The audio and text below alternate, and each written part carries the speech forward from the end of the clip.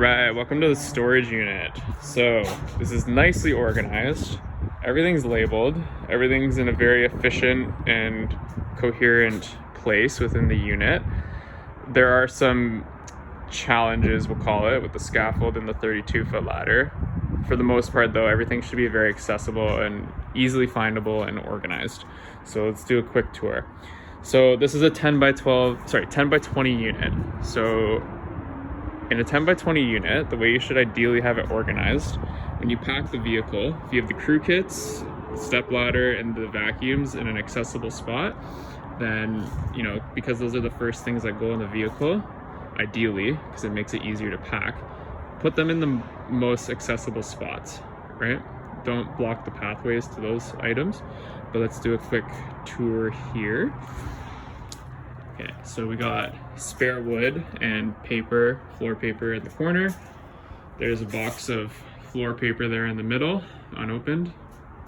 Here we have spare drywall and crew kits with the tray arms. And then we have all the fans.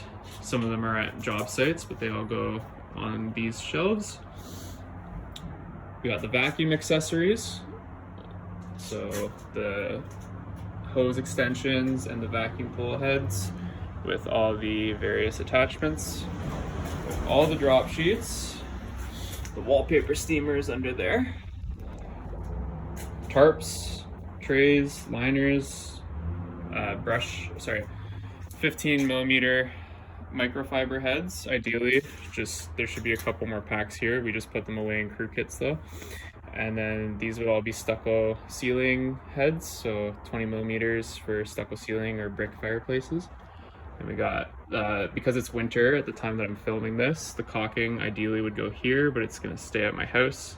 Putty would also just be parked somewhere in the middle here. And we got masks, we got about 1 to 2 dozen cut cans, we got garbage bags, all the power sanders, toolboxes, miscellaneous items for toolboxes and crew kits, so just extra 6-in-1, spray paint, sander head, mesh tape, etc.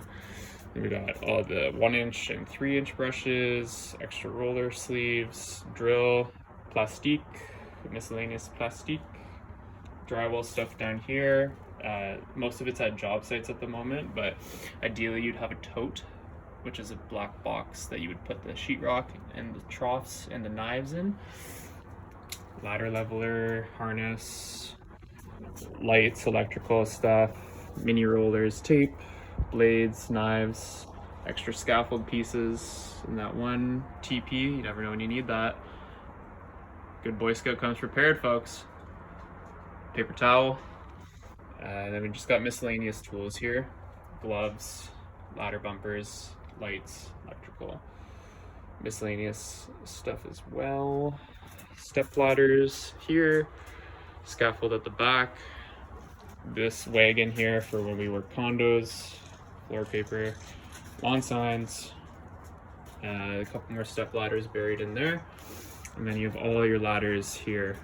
So there's 24, 32, 2 combos, 2 jaws, 8-foot triangular ladder. Ladder bumpers are over there like I mentioned, and you've got the roof guards here, saws and shears, vacuum hoses, extension pulls. So, and everything's labeled, right? Even the step ladders and scaffold. So the scaffold is kind of a pain in the ass because you have to dig it out, and the 32-foot ladder is a huge pain in the ass because you have to you have to dig it out. So that's essentially how you should have your storage unit organized. If you have a 10 by 20. The ideal thing would be to hang stuff if you can do it. Just sometimes storage units have very thin drywall. So anyways, that is how to organize the storage unit. Rock and roll. Something I forgot to include last time I was filming the unit in its glory and greatness. We now have a list of stuff to take inventory. So this is what a unit should look like when it is cleaned, organized, labeled, right? And there's 2 crew kits or 2 sets of tools here. There's another set of tools at a job site. So essentially what I want to add here is what you need to take note of. There's a list of stuff here that should be in the storage unit. And I've actually left some space there in case I forgot something and you want to add it later on. So this way we know, like, okay, this is what should be in a storage unit.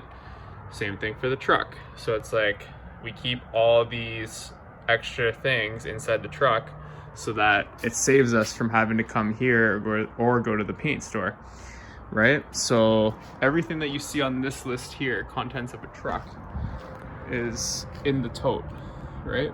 So this tote, this one I need to put in the other work truck, but if I come around to this work truck, you can see that it's very dark, but it's there, right?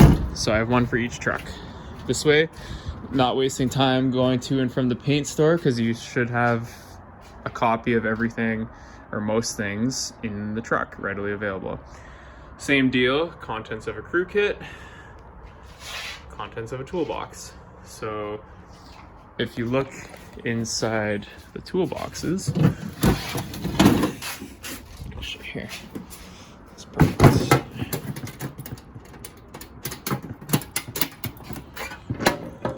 Ta-da! So there you go. It's right there. Exact same list right inside the toolbox. So it's like, are we missing this? Do we need that? Well, just take a quick gander through the crew kit or the toolbox. Take a look at the list. See if you're missing anything. Bob's your uncle, Fanny's your aunt. Balls, if I had them, I'd be king, said the queen. And presto changeo. That's what's up. Thanks for watching, everyone. I hope you learned something new and gained value from that. Feel free to check us out on social media at Altona Painting on Facebook and Instagram to see some of our most recently completed projects. Also, check out our website altonapainting.com to see our full portfolio and learn more about us. If you're in the Greater Toronto area and you're looking for a painter who values quality and professionalism, hit us up. Or if you know someone who is looking for a painter, pass our name along. Lastly, thank you so much for watching, and subscribe to the channel if you want to see more instructional painting videos.